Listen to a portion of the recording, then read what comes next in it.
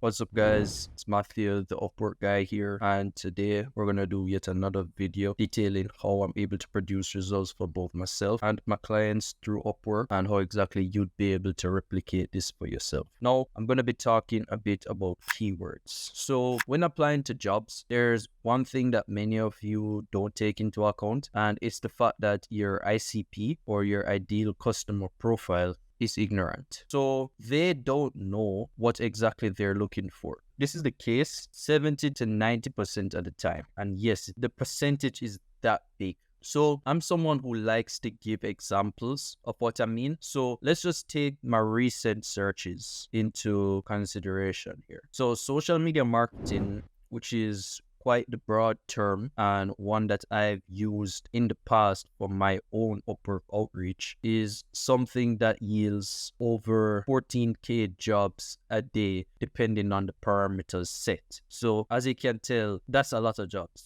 right? Well, needless to say. But if you define social media marketing, you'd see that the brunt of it, or a large aspect of it, is actually just paid media. So Facebook ads, Instagram ads, Twitter ads, TikTok ads, you name it. When I hear social media marketing, that's what I default to. So content marketing, content strategy, content creation, all of those things can be categorized under it for sure, which is why I'm saying that many people don't know exactly what they're looking for, the specificity of it. So let's say that more often than not, people are looking for a social media manager, which is essentially someone who creates content for their social media pages, as well as managing the scheduling, copywriting, etc. So that's a social media manager. But since they don't know what exactly it is, or the term for it, they just default to social media marketing, which is where there's a disconnect. So rather than thinking like the prospect, you're thinking from the point of view of an expert.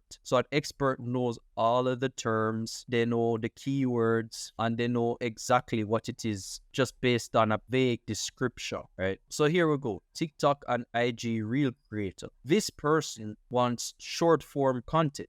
That's what this person wants. I'm sure if you look through, or you read through this entire description, it will provide you a bit more details. But just upon seeing this headline, I'd say that this person wants TikTok, IG Reels, so he wants short form stuff. Now, if I looked under short form content, a heading like that specific, it's not as broad, then I'd likely never see this, especially based on the tags that they've set here, right? So that's what I'm trying to say. Guys, your terms, even though specificity is something many people underscore overemphasize, on Upwork, it can shoot you in the foot, because you either won't see as many jobs, or you won't see as many jobs relevant to what you do. So just by selecting social media marketing, I've paved the way to short form content creation. I've paved the way for copywriting, so YouTube content planner / writer. I've paved the way to ad management, so social media ads manager, as well as SEO, right? These are all things that you'd either have to do very specific searches for, or ones that you'd likely never find, right? So it's an entirely different thing if the job is qualified or not.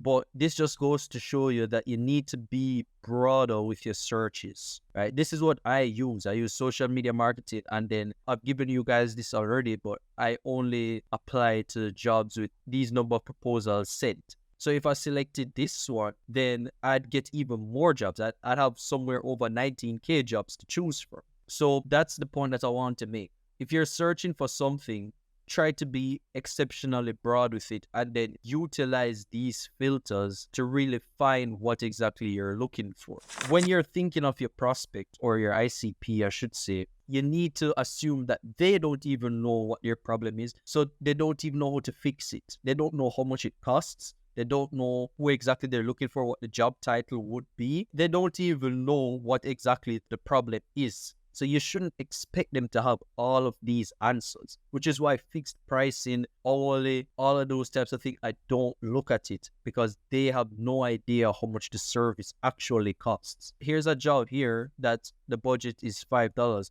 No, it's from Nigeria, which is a deal breaker. But if it was from the US and it had a $5 budget, I'd applied to it just because these people either didn't know exactly what it is they were looking for, how much it costs. So they just put a default price there. They just went on the keyboard and pressed 5. And I've spoken to prospects before that have told me that they've done that. My last client that I got off Upwork that I'm still working with now didn't even list a budget there. They didn't list a budget. It just said fixed pricing, right? They didn't list a budget. So don't use that as an indicator only. And be very broad with your searches. You're shooting yourself in the foot if you're trying to be super specific with what you're doing. Just to reiterate, your client doesn't know what they want. They don't know how much it costs, and they probably don't even know what the problem is in the first place. Just have a vague idea. So operate from these 3 aspects, and I guarantee you that you'll see more success in your job postings.